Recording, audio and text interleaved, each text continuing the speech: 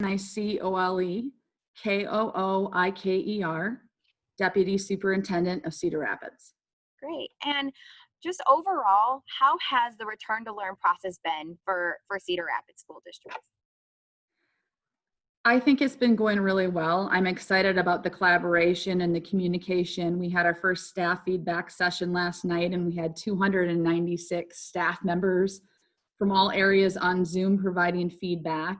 We're having 2 more sessions this week, and then we have family feedback sessions that are going to be happening next week. So really excited. We're listening to the community, we're listening to the staff, and we're trying to put together the best laid plans for the health and safety as a priority for our students, for our families, and for our staff members. And we're also, of course, focused on the educational components. Yeah, and can you talk a little bit about the plans moving forward so far? So far, we're looking at trying to provide options for families. And right now we're looking at elementary and middle school having a virtual and a face-to-face option. In high school, a little bit different. They will still have a virtual academy option. And in addition, there will be kind of a combination, and this is again a draft, it's a moving target, it could change. But because of the large capacity and the student numbers and staff numbers in the high school and health and safety being our priority, the plans at the high school may look a little bit different. But we're really focused on providing options for families and for students, and also options for staff, because there will be some that will not be comfortable coming back due to health or underlying health reasons. And just to kind of put it in perspective of how many students you're taking into consideration, what is the student population for Cedar Rapids Community School District? Just over 16,000 students. So that's a lot of students to take into consideration for sure. Yeah. And can you talk to me a little bit about face coverings? What has been the decision or talk around that? Lots of conversations around face coverings, of course, just like it's happening everywhere. So we've decided that all staff will be provided and required to wear face masks and face shields. We are also providing masks and shields for pre-K through 5th grade students. And then 6th through 12th grade students will be provided those cloth masks. And in addition, if they need those face shields, they'll be provided as well. But we are requiring everyone to wear those for health and safety reasons. And we're doing the best we can, as that's our number one priority. I know everybody's not always happy about those decisions, but with a focus on health and safety, we feel like that's the parameters for us to safely return back to face-to-face instruction. Great. And can you talk to me a little bit about temperature checks, screenings? How is that going to look like? Are they going to be performed at home or maybe at school? So we are going to ask families to make sure they're doing those things at home. Our district's been working really closely with Linn County Public Health, and they've been doing a fabulous job working with the schools and giving us guidance. They've been reviewing our plans, and all staff and families are going to be asked to make sure everybody's feeling well before they come to school. We're going to do those other safety parameters, but we're trusting families and staff members to make sure they're feeling okay and taking their temperatures before they come into our classroom environments. Great. And social distancing, how is that going to kind of look? Talked a lot about social distancing in the system as well. And we can't, classrooms are different sizes, buildings are different sizes. We're really waiting on the math feedback of how many staff and families are deciding to come back face-to-face and how many virtual. We're trying to look at the number of approximately no more than 20 students in a classroom at a time. It looks very different, again, at elementary, middle school, and high school, but we're trying to create those smaller cohorts just to ensure safety. And that way, if somebody does get COVID, we can quarantine small amounts of students and staff, and there's not as much contact. So we're trying to keep those ratios really small. Great. Whenever possible. Yeah, exactly. And I know that you mentioned in the board meeting, that this was mentioned in the board meeting of the teacher to student ratio. Can you kind of elaborate on that?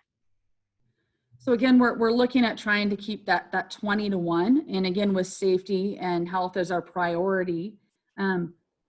What that looks like, can be very different. We're also trying to create those seamless transitions. So if something happens where we do have to close or shut down a classroom or a wing of a building, we can have that seamless transition to virtual for the 2-week time period until everybody's hopefully healthy and we could transition them back into the building. And these, again, are draft plans, but right now the options would be a face-to-face and a virtual model is what we're putting out there for feedback. Great. And what about lunch and recess and, PE, those kind of interactive types of activities? Our food service director has been working hard and is sending out some information actually this week to our principals. I know in every building, again, it looks different. In some buildings, they'll be eating in the classrooms, and in other buildings, there'll be a longer rotation of students eating in other areas. We're also going to try to use, not for the food service piece, but outdoor education when it's possible. For the specials, that one is one that we're really asking a lot of staff feedback this week. How can we make that look, and how can we ensure that those teachers don't, come into contact with 160 students every week? Can you do virtual instruction of PE in multiple classrooms or locations throughout the building? We don't have the answers to that yet, but that's one thing that we're really looking for staff feedback and thinking outside the box to help us with. And kind of going off of feedback, I know that you've been giving out surveys of families about how many families responded, and what's kind of the feedback that you are getting from that? So in our first survey that we put out, we had over 5,000 families respond. And it was kind of all over the place, but the majority of families were saying at that point of time that they felt safe sending their students back to school. It was 54%. There was others that were unsure, and some that just said absolutely not, which is why we thought it was really important to offer those options. We know cases have been increasing. We've been watching that closely. Again, we just are really focused on what options can we provide and making sure that we can say to staff and to families, we are providing the safest environment possible for sending your students back if that's the route you so choose. We are also putting out another family survey later this week, and we're also collecting input from staff on whether they can return or not, so we can do that math game of matching up teachers to virtual environments or teachers to classroom environments. That's great. So you're accommodating for those teachers who say, no way, I do not feel safe in this. Yes, if they have a doctor's note and they have underlying health reasons where the doctor says it's not safe for them, we're going to make sure we provide some type of virtual environment, and that will, again, probably look different at the 3 levels, but we definitely want to ensure their safety. That's great. And I know that this is kind of news to all of us. I mean, yesterday, Iowa City Community School District just out of nowhere kind of released, we're not going to go back into person, all virtual. Everything isn't set in stone right now, but is that something that Cedar Rapids is capable of doing and possibly considering? I am completely confident that we could do that and do it well if we need to. If the feedback from our continued staff sessions and community sessions, in addition to CDC and Lynn County Public Health guidance, would say that we should not be going back, or if we don't have the appropriate numbers of staff that can come back to classrooms and we don't have enough families that say we want to send our students back, we could definitely go to that virtual online learning setting and we could do it really well. And that's always an option that's out there. But right now we're still pursuing both avenues and hoping we can do both, but that could change next week, of course, as you know, depending on what happens with COVID. Yeah, and I know we kind of talked about this, but going forward, what would you like parents to know? I mean, kind of putting them in your shoes, what are all the things that you're kind of taking into consideration when making these decisions? This is what we're doing every day, all day. We appreciate feedback. If they have concerns or questions, please reach out to any of us. We want them involved. Next week, we are going to have feedback sessions in 9 of our buildings. We would love people to come and attend and to tell us what they're thinking, to ask us those hard questions. We, again, are really focused on health and safety for all students, for all families, for all staff.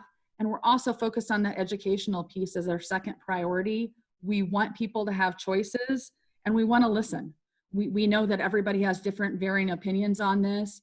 And we're also looking forward to making some final plans that we can roll out in the beginning of August so people know what's happening on August 24th and everybody can be flexible on what that looks like. Great. And one of my last questions, so bus rides and also kind of staggering periods and things like that, how is that going to work? Lots of pieces in that. For bus rides, I know our transportation director has been working hard on that. We're going to have students sanitize as they get on, sanitize when they exit. They're going to be wearing facial coverings, are going to be required on buses. We're also asking if parents can provide transportation for their students, or they can walk to school, so we have less students on the bus, that would be great. Passing times, we're trying to minimize those. We're also staggering them, like you said, in larger buildings to make sure that we don't have groups of students interacting with each other when we do not have to have them, or staff. Focusing again to make sure we keep everyone safe and healthy. Great. Is there anything else that I missed or that you want to add to this? Covered a lot. We covered a lot.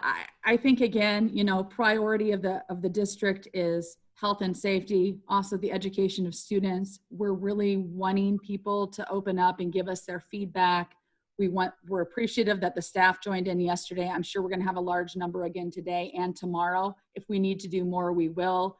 We have principals and buildings, I know, working really hard to operationalize what these plans are going to look like. And please be patient with us as we take in new information every day. We're working really hard to make sure we do what's best for this community, for our students, staff, and families. Great. Awesome. We really appreciate the partnership and support. Great. So I have